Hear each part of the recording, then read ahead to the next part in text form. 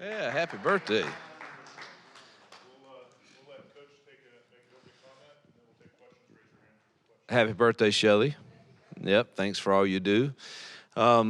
Obviously, we'd like to put Saturday night behind us as fast as possible. It was really a dominating performance by LSU in all facets. I mean, they were more physical.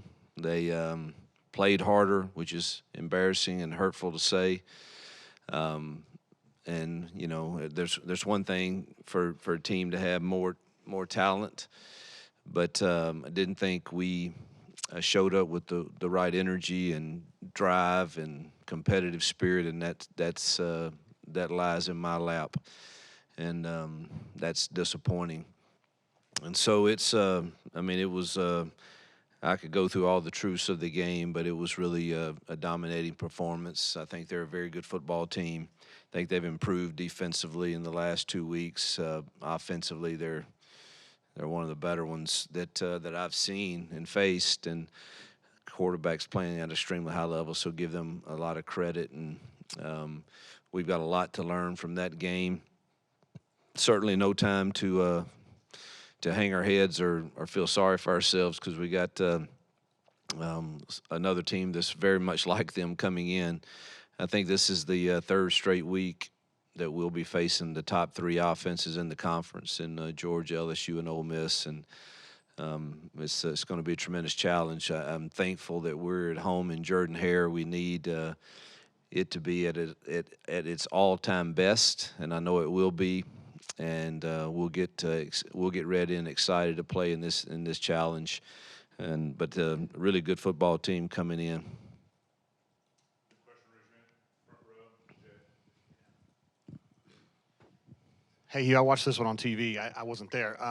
It seemed like in the third and fourth quarter when things were getting away from you, you looked almost like heartbroken, like crestfallen. And I expected you to be angry and pissed off, and you were like sad almost. Yeah. Is that an accurate representation of what you were thinking at the time? Oh yeah, heck yeah! It'll make you sad when you're not competing like you hoped you would. It's I don't know if anger is the right response that our kids need right now. They need some hard truths that I'll give them today as soon as I meet with them. I miss meeting on Sundays. I really wish we did that, but can't wait to see them today and give them the truths of the game and the truths from what I saw and the truths I've already given the coaches and myself. And it's disappointing for sure not to compete any better than we did. I mean, I wasn't heartbroken. I understand this game. I understand where we are in our program. I understand it's going to take some time to build it. But, if you expect me to, I certainly wasn't happy. So whether you call it sad, angry, or whatever, I was definitely not happy. And you certainly look at yourself first. I do, and you want to. I don't know. I just want to get it fixed and get us to be competitive like Auburn should be. And I know that there's in this conference things start going against you, particularly on the road. There's some teams that can put it on you pretty good, and that's what happened.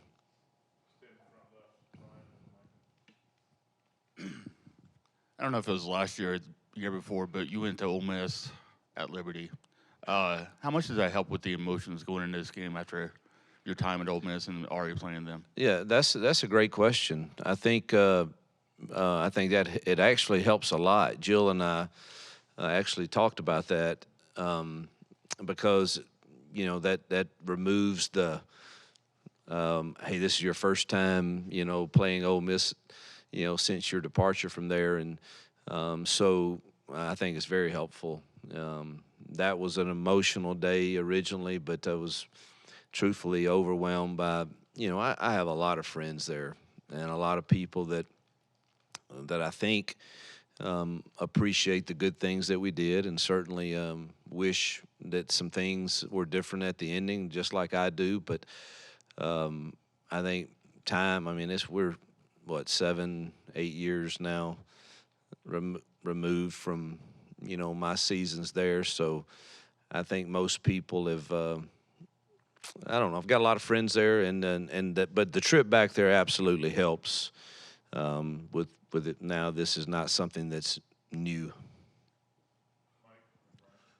Coach, projecting forward, last year this team was at a crossroads somewhat mid-season, and they generated a lot of excitement to get up for the Texas A&M game, and they won it. What's your message to the team internally this year about what you're playing for the rest of the season? How do you get them up for Ole Miss?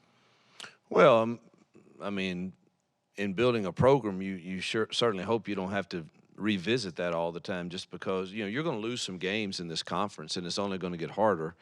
I think we're approaching the NFC AFC version somehow, some way, and you don't want to have to every time you lose a game have to, well, what are we going to do to finish the year? We're playing to win a game at Jordan Hare Saturday night and hear the truths of how we can improve to win it. And we should play for each other, and we should serve each other, and we should love each other enough to play. And that's, I think, a greater challenge in today's times than ever before, truthfully. I think we're all dealing with it. I talked with two coaches this morning in this conference that are friends of mine that I think we all are dealing with some of the same things. And it's coaching is becoming a harder challenge at this level, and it's one that we've got to embrace and continue to lead well.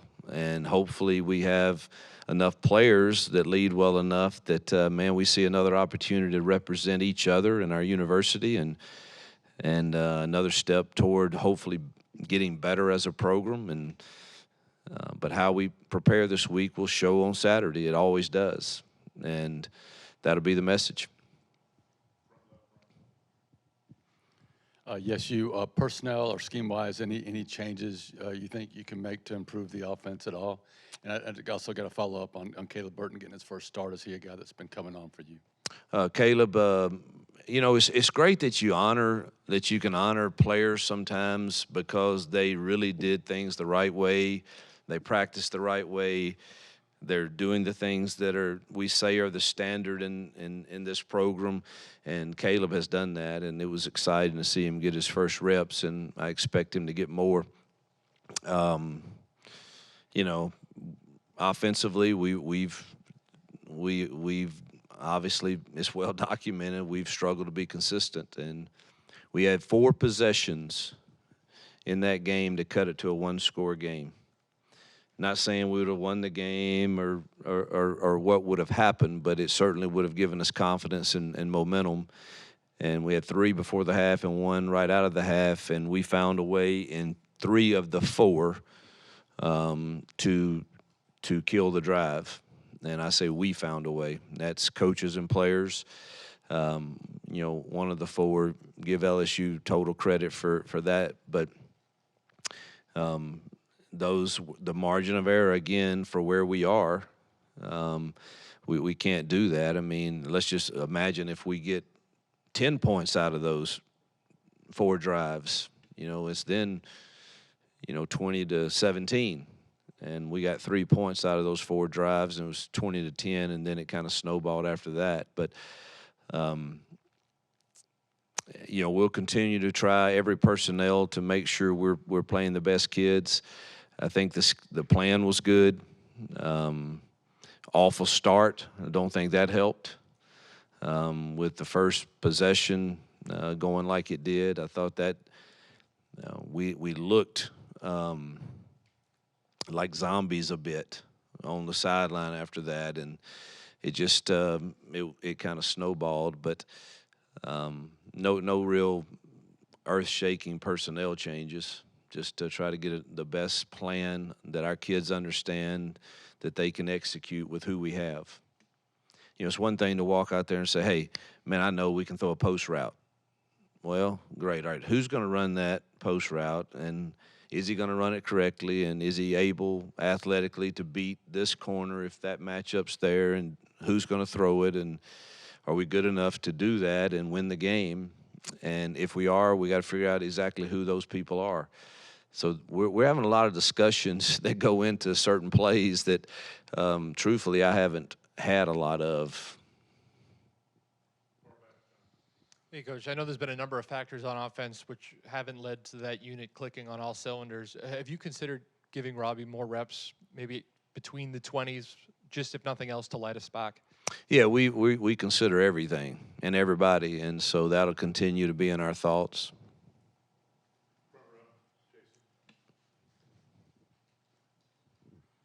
I know playmakers, getting the ball in the hands of your playmaker is the main goal. You mentioned kind of trying to find how hard is it to balance that by not substituting and tipping your hand based on what you're doing, and would, again, go back to tempo, would that help some if you could get some of that going? Y'all know, I mean, my whole history is I probably wouldn't be sitting here today if it wasn't for tempo offense and RPO world. And so it's a very uncomfortable feeling for me to not be in that world. But we are very, very, very thin, and you get in that kind of game with last week LSU, this week with Ole Miss. They want that kind of game. I mean, they thrive in that kind of game, and I just don't know. It's not working right now the other way either. So it's a struggle. You know, if you say, hey man, let's just go fast with them and see if we can do that, then you're asking Marcus Harris to play 80 snaps a game because, you know, of just depth issues, or not just Marcus, but other defensive linemen, and I'm not sure that's smart either. So it's we're still kind of debating that. What's the right approach? Hugh, you mentioned some of it after the game, the early issues, early on with the pre-snap penalties. Coming out of the bye week, were you surprised maybe with some of the lack of execution in spots? Well, there's just 2 plays, and that's the shocking thing, and it never happened again the whole game. And so that is baffling to me, and don't have an answer, and neither did our kids. I just, I mean, I know it was probably the loudest it was going to get at that moment, because you're starting from the student section, and but I mean, for it not to be an issue the rest of the game, but it was 2 out of the first 3 plays, is kind of baffling to me, and certainly disappointing. I don't have an answer. I mean, thought they heard a clap, but there was no clap. Coming off the Georgia game, you felt like Peyton had made some progress. Just your evaluation of his game, especially after watching the film from the LSU game. Still again, and when I say these things, it's a combination. I want to be clear. It's not just the quarterback that makes the passing game go. It's the protection, it's the routes, it's the correct routes. And we had some inconsistencies at the quarterback spot on throws. I mean, we almost came back from those 2 mishaps on the first possession. We complete a pass, then we throw another one and Luke Deal is wide open, and we missed the throw. And so there was great protection. The route was good. So there's others where the route may be a little deep and the ball's coming out on the timing that it should. So it's a combination. But the passing game is still inconsistent. From a health standpoint, sorry, is there any chance that Damari could be back this week, and also just is anything new kind of picked up at LSU? Yeah, we just had a staff earlier this morning. It doesn't look good for Damari. Simpson was not 100% for sure Saturday night, but hopefully he'll get better. And then hopefully we'll get good news on Keontae at some point soon, because he makes a huge difference in our leadership. And Austin Keys, I know, got out of his cast and don't think he'll be ready this week, but getting closer.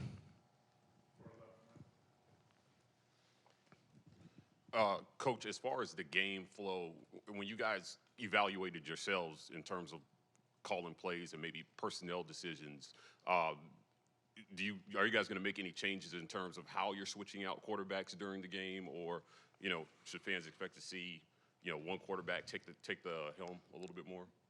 Yeah, I don't.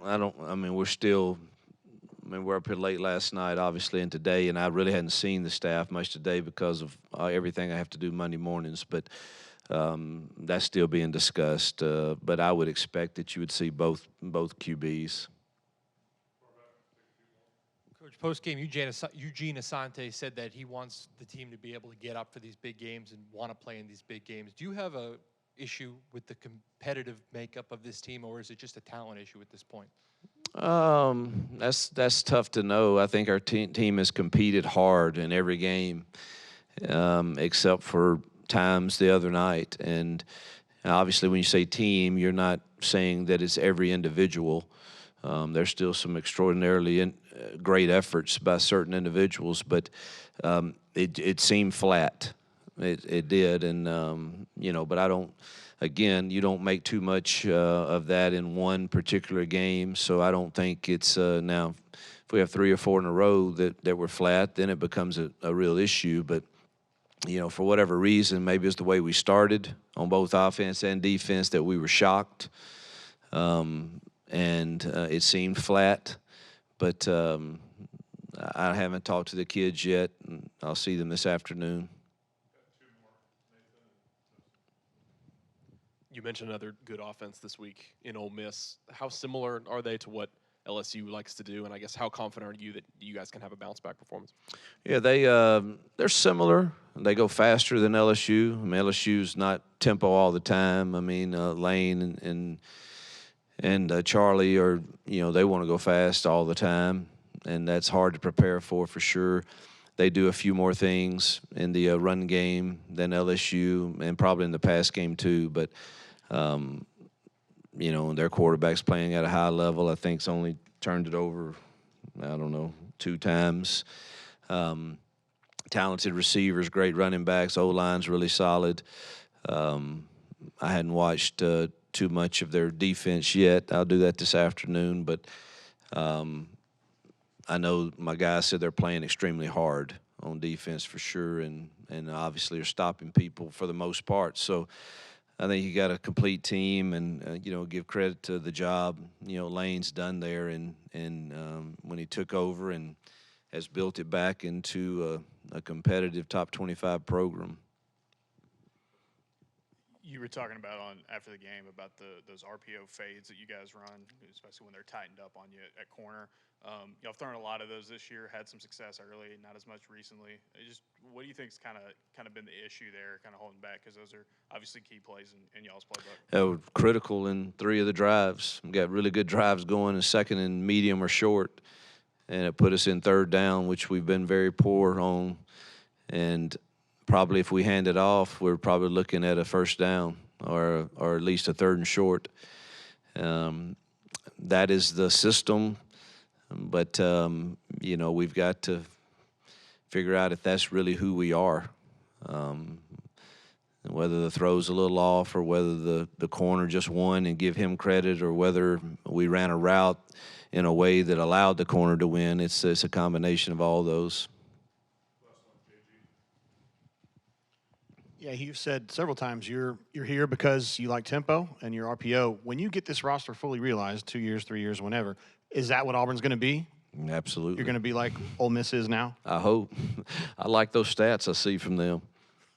I understand. Yep. Thank y'all.